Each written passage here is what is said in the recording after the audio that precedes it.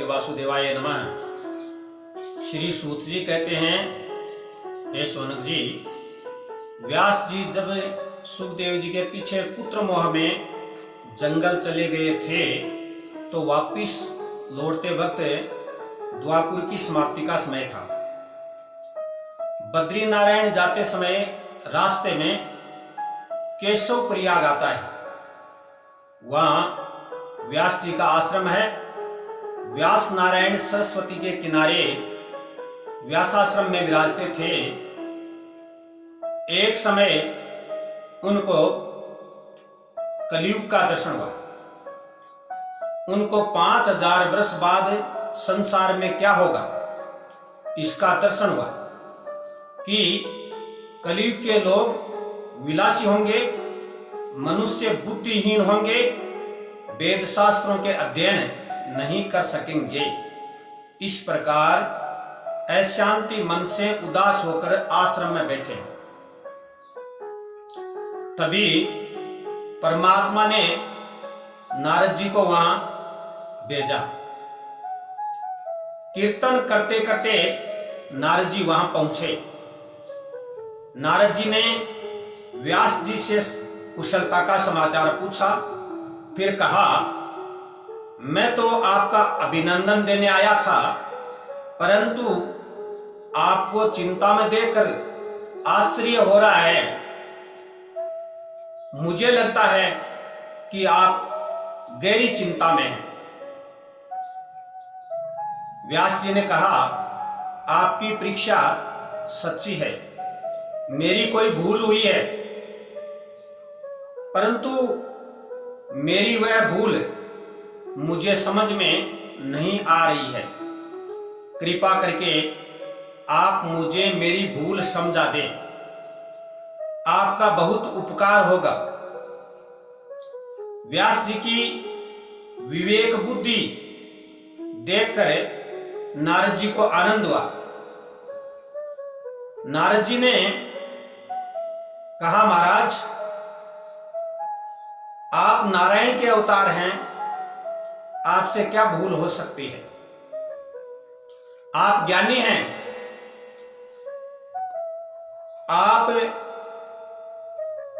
आपकी कोई भूल नहीं हुई है।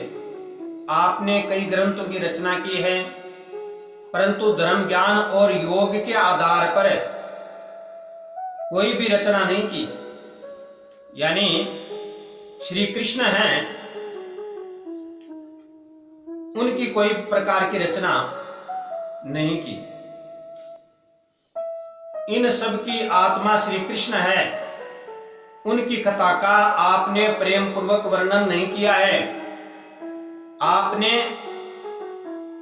वह शास्त्र और ज्ञान अपूर्ण है जो भगवान कृष्ण की लीला से पूर्ण नहीं है, उसकी रचना नहीं की है। कलयुग के जीवों के आधार के लिए आपका जन्म हुआ है।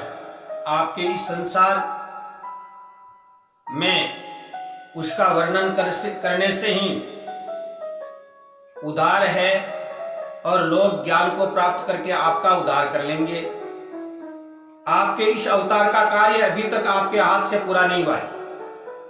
कहने का मतलब है, आपके इस अवतार का कार्य अभी तक आपके हाथ से पूरा नहीं हुआ है, इसलिए आपके मन में खटका है, इसलिए आपको दुख होता है।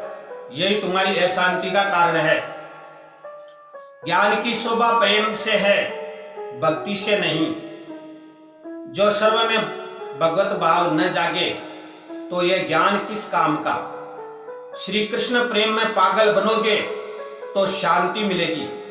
आपने प्रेम में पागल होकर कृष्ण कथा का परिपूर्ण वर्णन नहीं किया है। इस विषय में नारद जी महाराज व्यास जी को अपने पूर्व जन्म का वृतांत बताते हैं। नारद जी कहते हैं, नदी के किनारे एक गांव था। उस गांव में मैं रहता था। वो भीलों की नगरी थी। मेरी आयु 7-8 साल की थी। मैं भील बालकों के साथ में खेलता था। मेरे पिताजी की मृत्यु हो चुकी थी।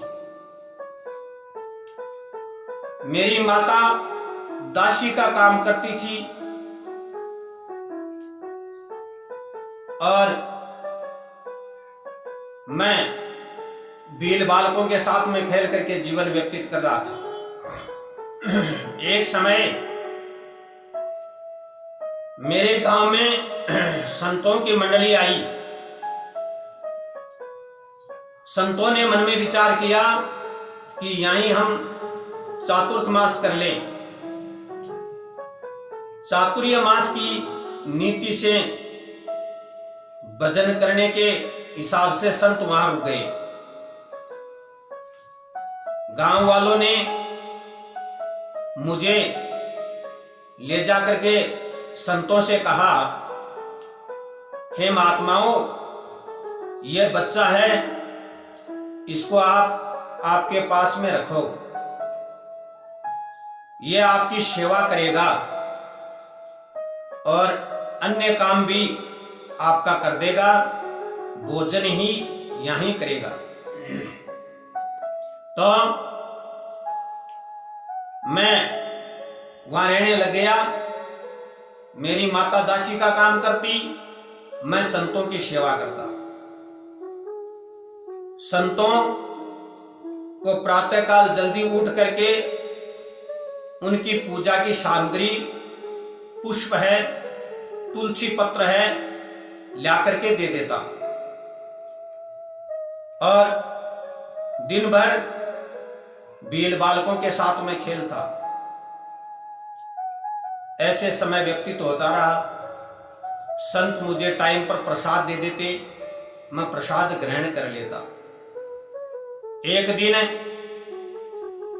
मैं सदा की तरह ही वैसे सेवा कर रहा था। संतों ने भोजन कर लिया, मुझे प्रसाद के बारे में नहीं पूछा, किसी ने भी नहीं कहा। मैं संतों की जूठी पतलियां उठाई, उसमें शेष प्रसाद जो बचा हुआ था उसको मैं ग्रहण कर लिया। मेरे गुरुजी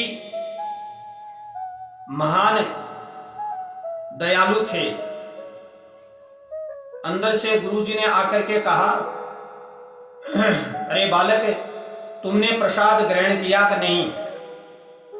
तब मैंने कहा, गुरुजी नहीं किया। गुरुजी ने कृपा करके मेरे को प्रसाद दिया। वो कृपा दृष्टि का प्रसाद मैंने ग्रहण किया और प्रसाद करने से मेरी वेद बुद्धि जाना प्रारंभ हो गई और भगवत कृपा अंदर बैठना प्रारंभ हो गई। मैं बालकों के साथ में खेलना धीरे धीरे बंद कर दिया और शाम को भगवान बालकृष्ण की वहां पर कथा होती, उस कथा को सुनना प्रारंभ कर दिया। शाम को हमेशा मेरे गुरुजी संत महात्मा वहां पर कीर्तन करते, उस कीर्तन में मेरा मन लगना शुरू हो गया। धीरे धीरे मेरी मौन वृत्ति हो गई। क्यों? संतों को ज्यादा बोलना अच्छा नहीं लगता है।